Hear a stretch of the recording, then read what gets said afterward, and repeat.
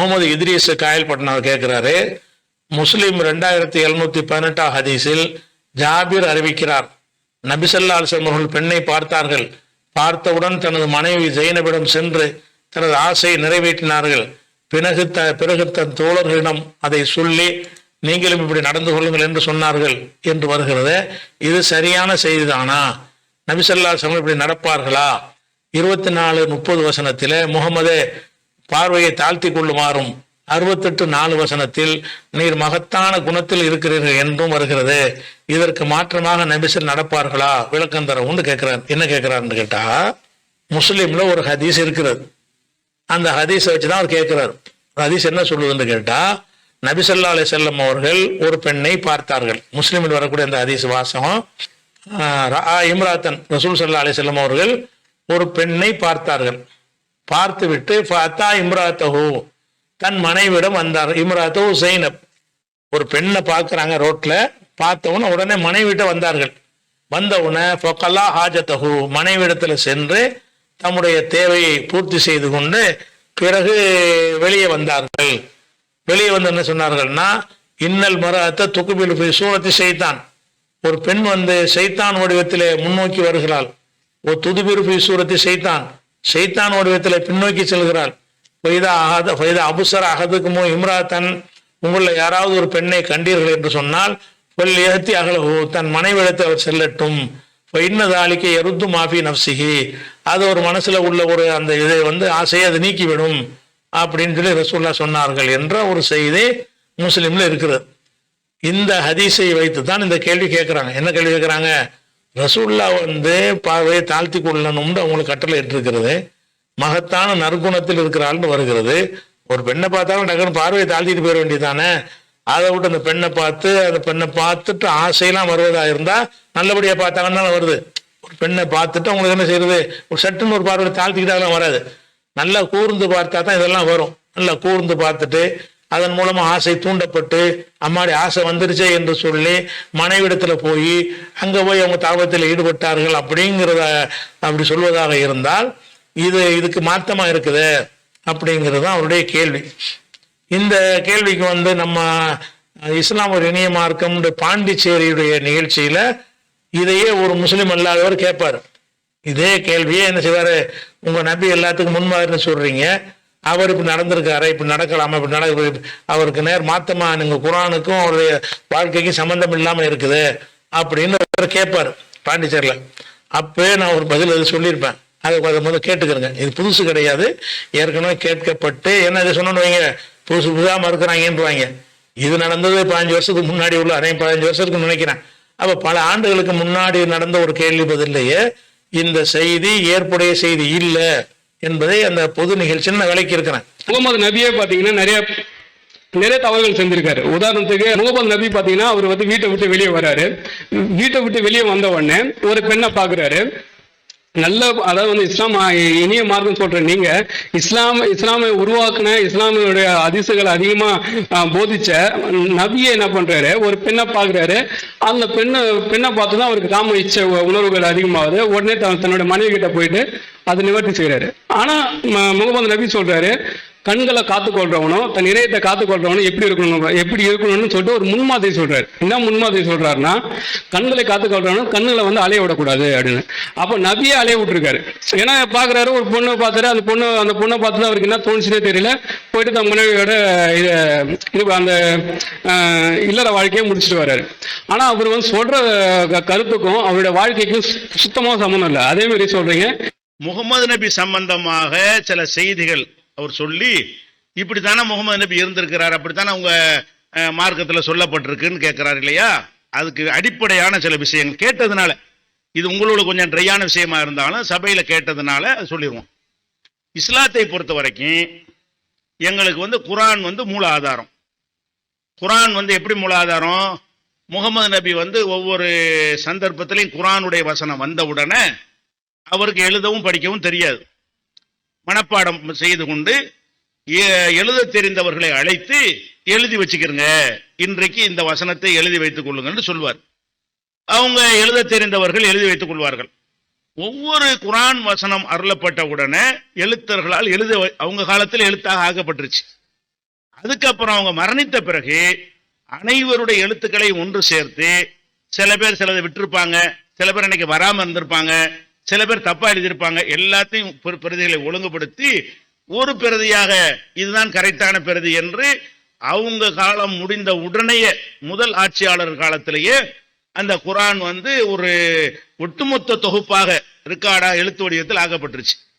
அப்ப குர்ஆன் அந்த குர்ஆன் தான் அந்த நூற்றாண்டுல, அடுத்த நூற்றாண்டுல, அடுத்த நூற்றாண்டுல, இன்றைக்கு வரைக்கும் அதுதான் குர்ஆன்.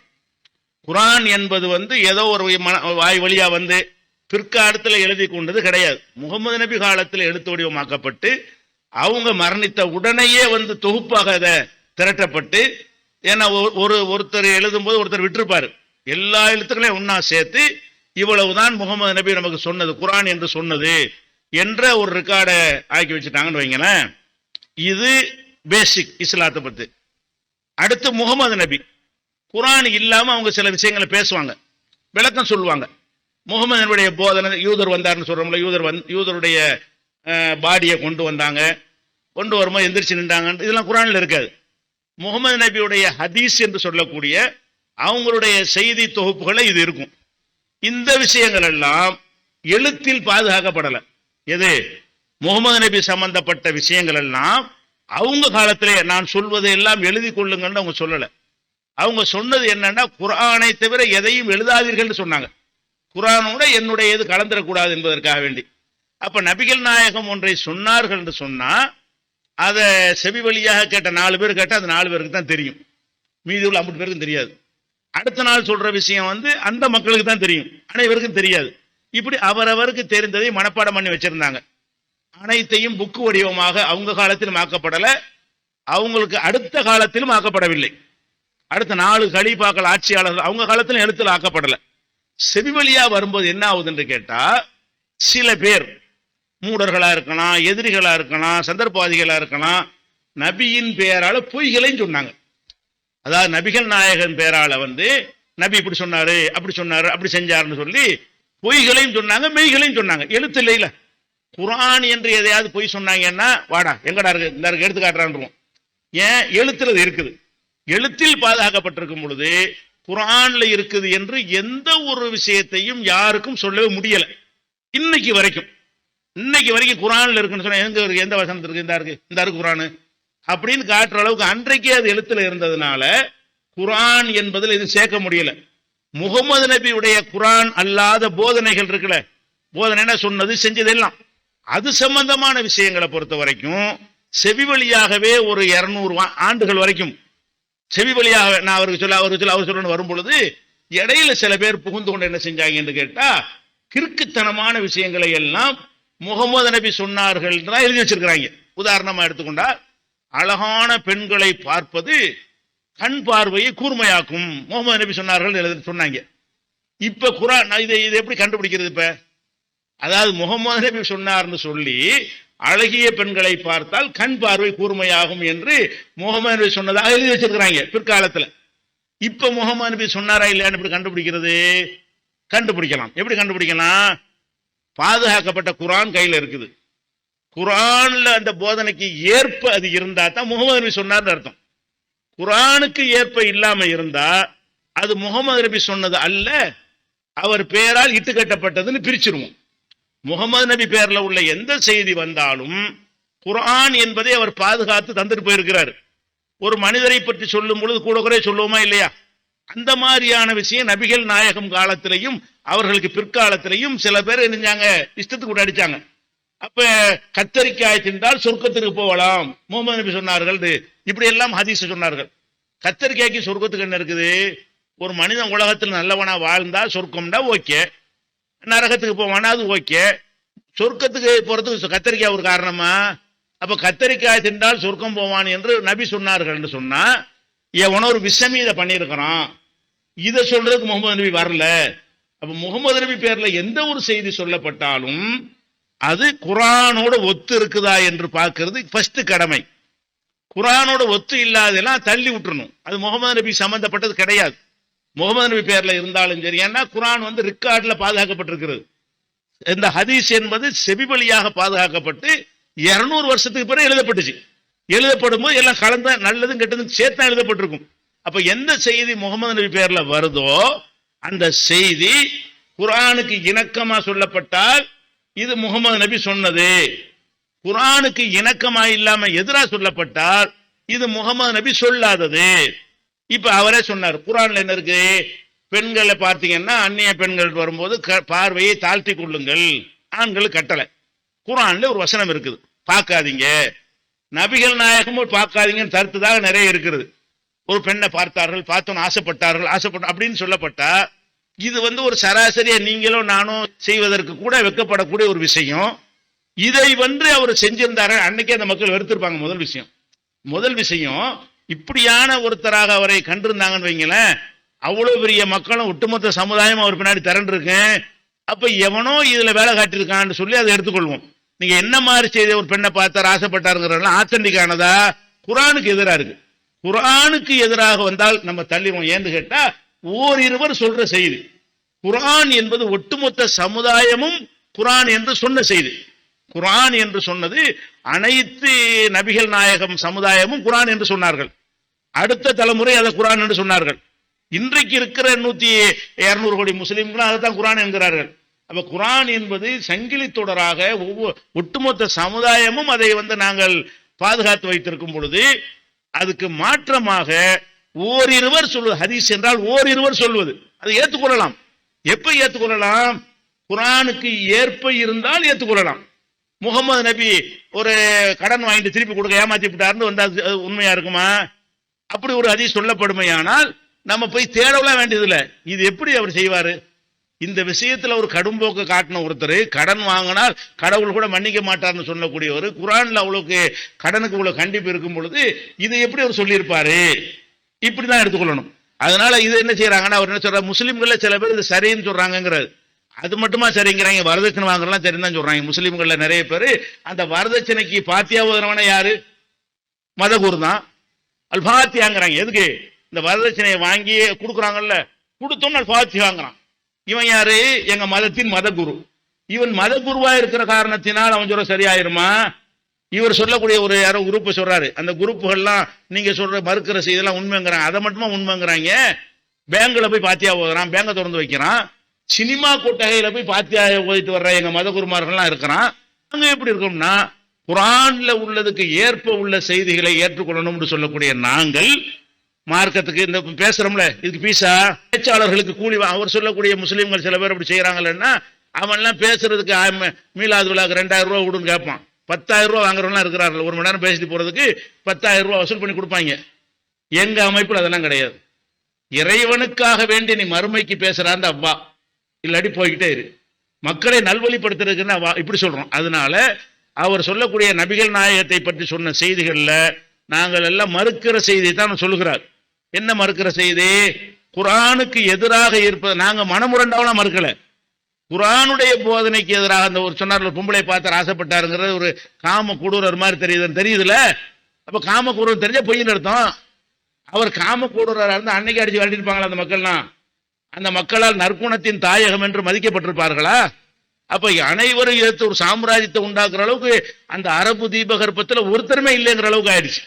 அடுத்து நம்ம கவனிக்க வேண்டிய விஷயம் என்னன்னு கேட்டா, நீங்களே சொல்றீங்க இது குர்ஆனுக்கு மாத்தமா இருக்குன்ற. ரசூலுல்லாஹ்வுடைய அந்த கேரக்டர் வச்சு பார்த்தோம்னு சொன்னா அப்படிலாம் ஒரு பெண்ணை பார்த்தவங்க அப்படி ஆசைப்பட்டு அப்படிலாம் போக மாட்டாங்க. பண்ண அவங்க கற்றுத்தந்த வழிமுறை என்னன்னு கேட்டா, பார்வையை தாழ்த்திக்கிறங்க, ஒரு தடவை கண்ணில் பட்டா பரவாயில்லை, 2வது தடவை பார்த்துடக்கூடாது அப்படின்லாம் ரசூலுல்லாஹ் வலியுறுத்தி அறிவுரை சொல்லி இருக்கும் பொழுது, ரோட்ல ஒரு பெண்ணையெல்லாம் பார்த்துட்டு வீட்டுக்கு வாங்குங்கிற மாதிரிலாம் இது பிராக்டிக்கலாவும் சரியா வராது. ஒரே ரோட்டுக்கு போனோம்னா நூற்றுக்கணக்கான பேர் வந்துகிட்டு தான் இருப்பாங்க. அதுல பலர் ஈர்க்கக்கூடிய பல வகையில் இருக்கத்தான் செய்வாங்க. வந்துட்டு வீட்டுக்கு போயிட்டு வர்றது நேரம் சரியா இருக்கும். வணங்குதா? இப்படிங்கிற ஒரு அறிவுரை இது ரசூலுல்லாஹ்வுடைய தன்மைக்கு மாத்தமா இருக்குன்னு ஒண்ணு. 2வது முக்கியமான விஷயம் என்னன்னு கேட்டா, ஒரு மனிதர், ரசூலுல்லாஹ் விட்டுருங்க, நீங்களும் நானும் யாரோ வேற ஒரு மனிதர்னு வச்சுக்கிறோம். ஒரு மனிதர் வீட்டுக்குள்ள போயிட்டு வெளியே வந்தார்னு சொன்னா, அப்ப வீட்டுல என்ன நடந்துச்சு என்பது உங்களுக்கு தெரியுமா? குடும்ப வாழ்க்கை ஈடுபட்டாருன்னு ஜாபீர் எப்படி சொல்ல முடியும்? ரசூலுல்லாஹ் நினைச்சாங்கன்னா வீட்டுக்குள்ள போனாங்க, போட்டுட்டு வீட்டுக்குள்ள போனாங்க, வெளியே வந்தாங்க. அது மட்டும் தானே இவர் பார்த்தாரு. அவர் என்ன வார்த்தை சேர்த்து சொல்றாரு? இப்போ கல்லா ஹாஜத்தஹு, மனைவியோட தாம்பத்தியம் நடத்திட்டு வந்தார்கள்ங்கிறாரு. மனைவிட்ட தாம்பத்தியம் நடத்தினான்னு இவர் எப்படி தெரியும்? அதாவது ஒரு ரசூல் ஸல்லல்லாஹு அலைஹி வஸல்லம் அவர்கள் ஒரு வீட்டுக்கே இப்போ ஒரு தேவைக்கு போயிருப்பாங்க, ஒரு டீ குடிக்க போயிருப்பாங்க, ஒரு ஜாமான் எடுக்க போயிருப்பாங்க, ஒரு பொருளை வாங்குறதுக்கு போயிருப்பாங்க, பொருளை வைக்கிறதுக்கு போயிருப்பாங்க. அவங்க மனைவி தானே. மனைவியுடைய வீட்டுக்கு ஒருத்தன் போனான்னு சொன்னா இந்த விஷயத்துக்கு தான் போனான்னு சொல்லி யாராவது வழங்க முடியுமா? இவருக்கு சொல்லவே இயலாது. ஜாபிருக்கு இதை சொல்லவே இயலாது. அப்ப என்ன செய்யறாருன்னு கேட்டா அவர் சொல்லியிருக்க மாட்டார். இது ஏதோ ஒரு குழப்பம் இருக்கிறது அப்படிங்கிற வகையில இந்த ஹதீஸ் நெஞ்சிருக்குது நம்ம ஏற்கனவே மறுத்திருக்கிறோம். அது போக என்னன்னு கேட்டா ஜாபிர் வழியாக அந்த அபு ஜுபைர் என்பவர் தான் இதை அறிவிக்கிறார். அபு ஜுபைரை பொறுத்த வரைக்கும் ஜாபிர்கிட்ட கேட்டுதான் அறிவிப்பாரு, கேட்காதான் அறிவிப்பார். ஜாபிர்கிட்ட அவர் அதை சொல்லியிருக்காரு, நான் அறிவித்த அனைத்தும் ஜாபிர்கிட்ட கேட்டது கிடையாது, நான் கேட்ட விஷயங்களையும் அவர்கிட்ட அறிவிப்பேன், கேட்காத விஷயத்தையும் அறிவிப்பேன், வேற ஆள்கிட்ட சொல்லியும் கேள்விப்பட்டும் ஜாபிர் பேர்ல அறிவிப்பேங்கிறார். அவரே சொல்லிட்ட காரணத்தினால இங்க அபி ஜுபைரி அன் ஜாபிர் வருது. இந்த அன் வேற போடுறாரு. நான் கேட்டேன்னு சொல்லல, ஜாபிர்கிட்ட நான் கேட்டேன்னு சொல்லல. இந்த அபு சுபைர் என்பவர் வாக்கு மூலமும் கொடுத்துட்டாரு. இதை நீங்களே ஜாபிர்கிட்ட கேட்டீங்களான்னு கேட்பாங்க. இல்ல நான் கேட்டதையும் சொல்லுவேன், வேற ஆளுக்கு ஜாபிர்கிட்ட கேட்டு என்று சொல்லுவாங்க, அதையும் சொல்லுவேங்கிறாரு. அந்த வேற ஆள் யாராவும் இருக்கணும், யாருன்னு தெரியல. அதனால முஸ்லிம்ல வந்திருந்தாலும் சரி இந்த ஹதீஸ் பலவீனமான செய்தி. முதல்ல ஜாபிரிடமிருந்து அறிவிக்கக்கூடியவர் அபு சுபைர். அபு சுபைர் என்பவர் ஜாபிரிடம் இதை கேட்டேன் என்று சொல்லவில்லை. அவர் ஜாபிர்கிட்ட சில விஷயங்களை கேட்டிருக்கிறார், பல விஷயங்களை அவர்கிட்ட கேட்காம ஜாபிர் சொன்னதாக வேற ஆளுக்கு சொல்லி அறிவித்திருக்கிறார். அந்த வேற ஆள் யாரு? அவர் பலவீனமா இருக்கலாம்ல, அவர் இட்டுக்கட்டுற அளவுக்கு இருக்கலாம்ல. அப்ப இந்த செய்தியை சொல்ற பேசிக்கலி இந்த அறிவிப்பாளர்லயே என்ன இருக்குது? அபு சுபைர் ஜாபிர் என்ற நேரடியாக கேட்டார் என்று வரவில்லை. ஜாபிர் வழியாக வர்ற காரணத்தினால இது பலவீனப்பட்டு போயிடுது. ஒண்ணு, பலவீனமே இல்லை, அறிவிப்பாளர் கரெக்ட். பலவீனம் இல்லாம அறிவிப்பாளரே கரெக்டா இருந்தால் கூட இது குர்ஆன்ல ரசூலுல்லாஹ்வுடைய அந்த கேரக்டர், அந்த தன்மை, அது மாதிரி ஒரு மனிதருக்கு இதை சொல்ல இயலுமா? இதெல்லாம் வச்சு பார்த்தீங்கன்னு சொன்னா இது ரசூலுல்லாஹ் சம்பந்தப்பட்டது இல்ல. ஜாபீர் இப்படி சொல்லியிருக்க மாட்டார், சொல்லியிருக்க முடியாது. ஒரு மனிதர் அது ரசூலுல்லாஹ் பத்தி வீட்டுக்குள்ள போயிட்டு வந்தாங்கன்னு என்ன செய்யறாருன்னா வீட்டுல போய் மனைவிட்ட சம்போகம் பண்ணிட்டு வந்தாங்கிறார். அது எப்படி இவருக்கு தெரியும்? வீட்டுல மனைவிட்ட கொஞ்ச நேரம் உட்கார்ந்துட்டு எத்தனை விஷயங்களை பேசிட்டு வருவாங்க, போய் சம்போகம் பண்ணிட்டு வந்த கலா ஹாஜத்துங்கிறாரு, தேவையை பூர்த்தி செஞ்சுட்டு வந்தாங்க அப்படின்னு சொன்னா இதை எந்த ஒரு மனிதராலும் அறிவிக்க முடியாது. அதை அவங்க மனைவி சொல்லணும், ரசூலுல்லாஹ் சொல்லணும், நான் போய் என் மனைவி இடத்துல சேர்ந்தேன் அல்ல என் கணவர் என்னிடத்துல சேர்ந்தார் என்று அந்த கணவன் மனைவி அறிவித்தாலே தவிர இந்த மாதிரி விஷயங்களை எவர் அறிவித்தாலும் சரிதான், அது தவறில்லை. நான் அனசு சொல்லுவார்ல, ரசூலுல்லாஹ் ஒரு இரவில் பல மனைவிட்ட போயிட்டு வருவாங்க, எல்லாத்தையும் போயிட்டு இந்த குடும்ப வாழ்க்கை ஈடுபடுவாங்க பாரு. இவருக்கு எப்படி தெரியும்? 11 மனைவிட்ட போவாங்க, ஒரு இரவுல அத்தனை பேர்ட்டையும் போய் குடும்ப வாழ்க்கை ஈடுபட்டாங்கன்னு எப்படி தெரியும்? ஒரு வெளியூர் பயணம் போகும்போது இல்லாட்ட சொல்லுவதற்காக எல்லா வீட்டுக்கு போவாங்க. அந்த சம்பவத்தை எப்படி விளங்கிட்டாருன்னா போய் படுத்துட்டு வந்தாங்கன்னு சொல்லுவார். அப்படி புகார்ல வருது அந்த ஹதீஸ். எதை ஏற்றுக்க முடியுமா? இவருக்கு எப்படி தெரியும்? மனைவி வீட்டுக்கு போன ஒவ்வொரு மனைவி வீட்டுக்கு போனாங்கன்னு என்ன அர்த்தம்? எல்லா மனைவி வீட்டுக்கு போறாங்கனாலே ஒரு பயணம் சொல்ல போறாங்கன்னு பளிச்சுன்னு விளங்குகிறது. பயணம் சொல்ல போற விஷயத்தை இவர் என்ன செய்யறாருன்னா அனைத்து மனைவிட்டையும் போய் சம்பவம் பண்ணாங்க ஒரு இரவுல அப்படிங்கிறார். சம்பவம் பண்ண எப்படி பார்த்தாரு இவரு?